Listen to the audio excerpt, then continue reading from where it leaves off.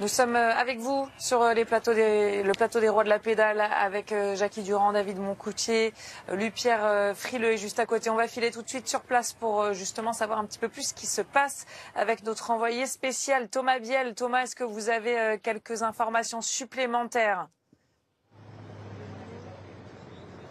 Dans l'attente, Géraldine, de l'arrivée des coureurs ici, donc on se trouve dans la zone des bus qui est située 200 mètres après la ligne d'arrivée que les coureurs n'ont pas franchi.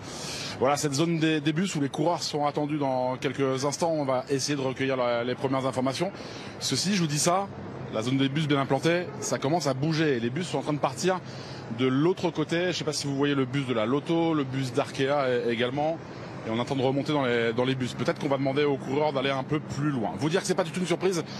Géraldine, on a mis du temps à venir de Alaf Pardo, lieu du départ de cette 21e étape, pour revenir dans la capitale madrilène. C'était long, on a vu énormément de monde. C'était d'un côté festif, d'un côté très protestataire. Et c'est pas du tout une surprise que de voir l'étape annulée. On a bien senti très très vite en arrivant ici que c'était quasi injouable de voir les coureurs disputer cette étape sur le circuit qui était assez court, le circuit, et on avait les coureurs qui allaient passer 9 fois. Autant vous dire que c'est pas du tout une surprise. Vous vous êtes rendu compte assez rapidement, Thomas, que ça allait arriver. Est-ce qu'on vous voyiez beaucoup de monde précédemment ?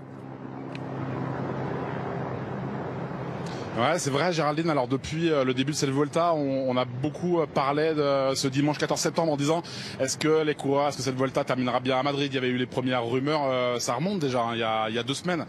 Et puis cette semaine, pour cette dernière semaine, dès mardi, quand on a vécu cette 16e étape, on a bien vu qu'il y avait un peu plus de monde, c'était très bien organisé pour les protestataires.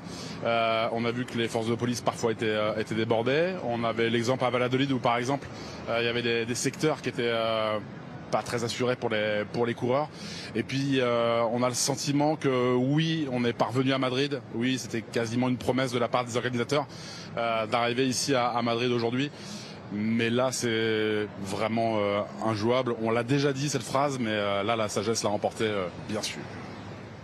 Merci beaucoup, Thomas Biel. On revient vous voir tout à l'heure. Si vous avez des infos, vous n'hésitez pas à revenir vers nous. Jackie, vous avez eu des infos également. On a vu des images il y a quelques instants. On va peut-être les revoir. Des voitures. En fait, les coureurs vont devoir rejoindre leur hôtel en voiture. Oui, sur les ondes de Radio Course, on a annoncé aux équipes prenez les coureurs dans les différentes voitures que vous avez, les 2 voitures de directeur sportif, éventuellement des assistants, et on ne va pas aller sur la ligne d'arrivée. On ne va pas aller vers les bus. Je pense que la plupart des coureurs maintenant vont se diriger par une autre voie pour rejoindre directement les hôtels. On ne veut pas que les coureurs passent la ligne. Évidemment, on l'a vu techniquement déjà, c'est impossible. Et on ne veut pas non plus que les coureurs rejoignent les bus. Il pourrait y avoir un attroupement de manifestants qui viennent, pourquoi pas saccager. Et je pense que les bus vont, entre guillemets, repartir à vide avec les assistants qui sont là et retrouver leurs coureurs dans les différents hôtels dans la banlieue de Madrid. Louis-Pierre, on joue la carte de la sécurité, évidemment, somme toute logique. Vous avez d'autres informations ? J'ai les mêmes que Jackie Durand qui m'arrive à l'instant. Donc effectivement, confirmation, les coureurs sont actuellement dans les voitures des équipes, les voitures qui suivaient les coureurs, bien sûr, qui étaient présentes. Et une seule consigne pour l'instant donnée aux équipes, tout le monde à l'hôtel. Donc on ne parle absolument pas de protocole, on ne parle même pas de rejoindre les bus que vous voyez sur cette image aérienne. Ils sont là, juste sur le haut, la rue des bus où était situé Thomas Biel. Pour l'instant, il n'y a pas du tout de consigne d'aller au bus, il n'y a pas du tout de consigne de rallier la ligne d'arrivée. Non, la seule consigne qui a été donnée aux équipes, c'est de rejoindre l'hôtel immédiatement.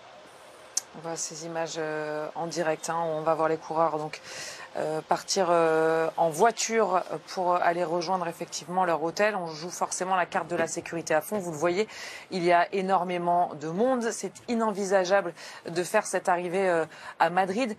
J'ai presque envie de vous dire, David, Jackie, Louis-Pierre, c'est pas qu'on le pressentait, mais on savait en tout cas que c'était un risque et les organisateurs le disaient. On n'aura pas ces podiums, ce protocole. On est arrivé à Madrid, on est allé jusqu'au bout de cette Vuelta, pas jusqu'au bout de la dernière étape. Oui, on s'est arrêté aux portes de Madrid, hein, donc après, oui, pour des questions de sécurité, on a bien vu, c'est quand même voilà, la capitale de l'Espagne, 3 millions d'habitants, impossible de sécuriser quand il y a autant de monde. Comme je l'ai répété pendant le direct, au niveau sportif, oui, il y a eu un vainqueur d'étape, un sprinter, mais globalement, on a quand même réussi à maintenir vraiment la bataille pour le classement général jusqu'ici. Et oui, pour des questions de sécurité, c'était impossible de rejoindre la ligne d'arrivée. Et comme je dis, même le fait d'aller dans la zone tout autour où étaient les bus, je pense que voilà, on se dit bon, on a joué, on a réussi à aller jusque là. Maintenant, qu'il ne faut pas qu'il arrive quelque chose de grave. On arrête là. La Vuelta, il y aura un vainqueur, il y aura un maillot vert, il y aura un maillot de la montagne, il y aura certes pas de podium, mais ça restera au palmarès de l'épreuve. Et maintenant, tranquille, la course est finie. On nous avait pourtant parlé du renforcement de la sécurité. Assez tôt, on s'en est pas vanté, mais c'est vrai qu'on a annoncé un énorme dispositif, beaucoup plus que sur les étapes précédentes. À Valladolid, pour le contre-la-montre en milieu de semaine, on avait décidé de réduire le nombre de kilomètres pour sécuriser au maximum. On avait tout concentré sur 12 bornes, vraiment dans le centre-ville de Valladolid, on pouvait vraiment tout quadriller. Et là, on avait à ce moment-là annoncé le grand dispositif pour Madrid avec des milliers de policiers et milliers de forces de l'ordre qui seraient présentes pour contrôler un petit peu cette dernière étape. Et finalement, on n'y est pas parvenu. Et on voit ici les coureurs qui montent dans les voitures comme beaucoup maintenant. C'est la consigne qui a été donnée, je le rappelle, consigne respectée par toutes les équipes. On monte dans les voitures et on rentre à l'hôtel. Et on a vu les bus, notamment celui d'Israël Première Tech, également en train de filer. Tout le monde rentre à l'hôtel et les coureurs donc ne rejoignent pas les bus. On a préservé ce qu'il fallait préserver, Jackie, dans cette Vuelta. Oui, non. Après, moi, je pense que les organisateurs, oui, on savait qu'il y avait tout ce dispositif mis en place pour assurer la sécurité avec tous ces policiers. Mais je pense qu'aujourd'hui, vous avez dit, on avait envie de baisser les bras. On voulait pas voir non plus des images. On l'a vu, hein, le nombre de manifestants était énorme. Ça fait 15 jours, Thomas Biel en parlait, hein, on entendait, voilà, rendez-vous à Madrid, rendez-vous à Madrid. Et c'est vrai que sur les différents réseaux sociaux, eh bien, tous les protestants se sont donné rendez-vous à Madrid et un peu de partout. Et il y avait par endroits, hein, on a vu, c'est vrai qu'à Bilbao, ils étaient nombreux. On en a vu à Valladolid, on en a vu un peu partout. Mais là, tout le peuple, tous les protestants se sont réunis à Madrid. Et que se serait-il passé si toute la police avait décidé que l'étape se passe? Je pense que ça aurait pu se passer, mais ça aurait été des images qu'on ne veut pas voir, surtout avec du sport. Un coup de matraque, les lacrymogènes, tout ça. On n'est que dans du sport, s'il vous plaît. Voilà, et ils revendiquent quelque chose. Voilà, on ne fait pas de dernière étape. Je pense que, entre guillemets, on ne s'est pas battu dans l'organisation pour faire l'étape, et je pense que c'est le mieux. Oui, pour préserver effectivement la sécurité des coureurs, entre autres, et des manifestants. Et des également, manifestants aussi, oui, parce que après, les coureurs le comprennent aussi. Il y a des coureurs. les manifestants, bien sûr. ils en veulent pas aux coureurs, du moins pas aux coureurs.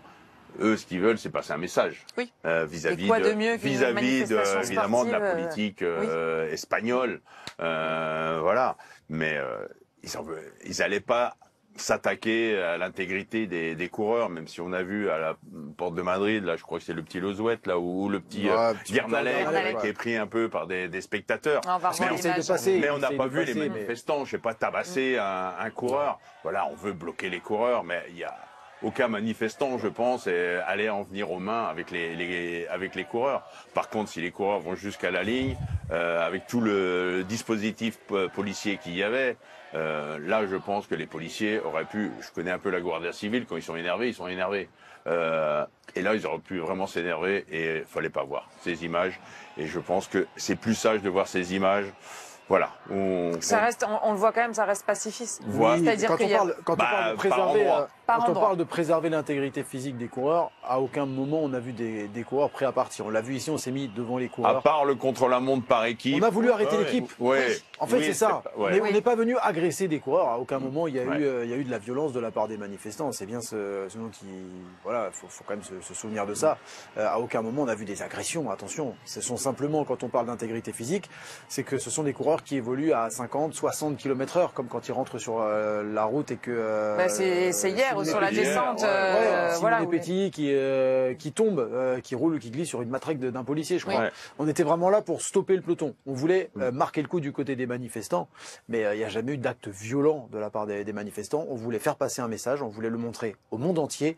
La Vuelta en était un très bon moyen, mais voilà, l'objectif c'est qu'il n'y ait pas de coureurs blessés, pas de manifestants blessés non plus. Et là, aujourd'hui, pour préserver l'intégrité physique de tout le monde, c'était juste pas possible de continuer. Oui, sachant que tout est joué, si ce n'est cette victoire d'étape aujourd'hui. Et mieux vaut préserver tout le monde que d'aller chercher une victoire sur une dernière étape. Louis-Pierre, vous avez plus d'infos, je le sens. À l'instant, on nous annonce no podium ceremony, pas de cérémonie protocolaire. Donc, du côté de la Vuelta, il n'y aura pas de podium. Du côté de Madrid, on ne verra pas Jonas Vingegaard avec Joao Almeida et Tom Pidcock sur le podium.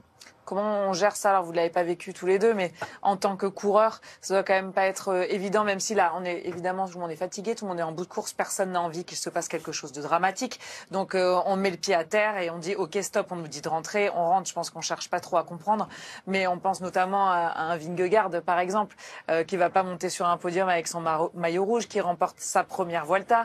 Il y a quand même un petit brin de déception de finir comme ça, je suppose, cette Vuelta, David. Oui, je pense qu'il y a un petit brin de déception. Maintenant, lui, l'essentiel, c'est qu'il soit au palmarès du Tour d'Espagne.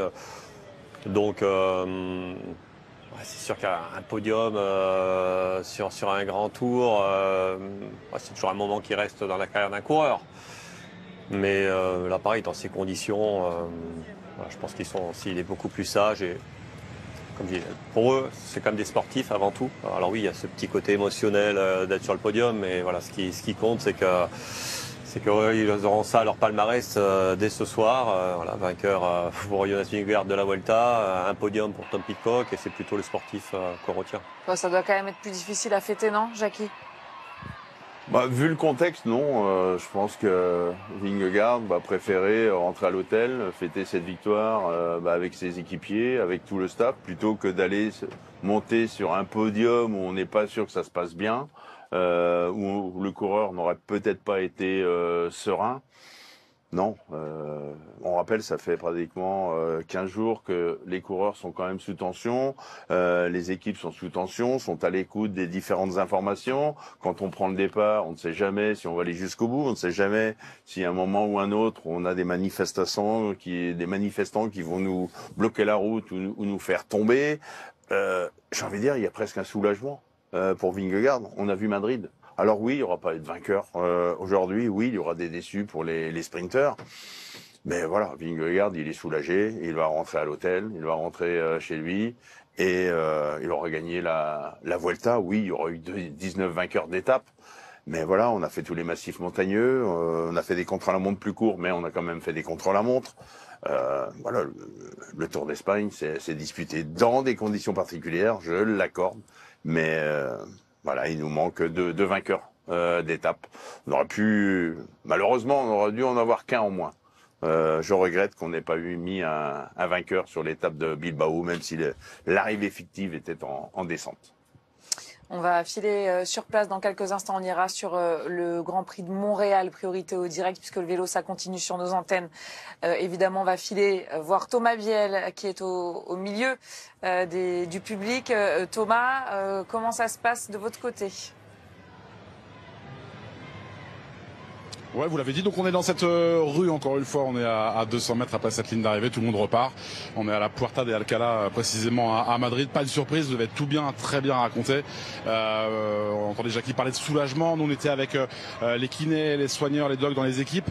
Les coureurs ne sont jamais parvenus ici, encore une fois, Louis-Pierre le racontait. On est venu chercher les coureurs avec les voitures.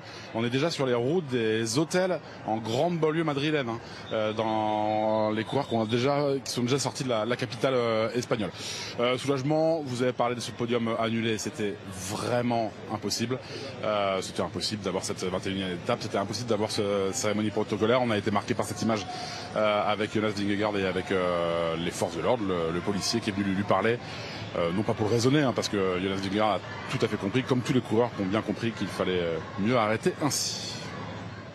Merci beaucoup Thomas et merci pour ces 3 semaines à vous aussi. J'aurais pas le temps de vous remettre votre maillot rouge, mais je vous remercie en tout cas pour tout le boulot quand même. Mais, il nous a fait vivre tout ça direct, sous le soleil, sous la pluie, dans le vent. Enfin, je veux dire quand même. Bravo Thomas, parce que je me rappelle de la phrase que je t'avais dit avant de partir à la Vuelta. Tu vas voir, la Vuelta. Mais voilà, c'est tranquille, il n'y a pas grand monde aux lignes d'arrivée, tu peux aller voir les coureurs, tu manges bien. C'est pas des vacances, parce que tu as des interviews à faire, mais tu peux accéder aux arrivées tranquille. Donc, tu m'écouteras peut-être pas toujours, mais en tout cas, bravo à toi. Non, c'était très calme, Non, c'était très animé. Les coureurs, encore une fois, étaient ravis de tout cela.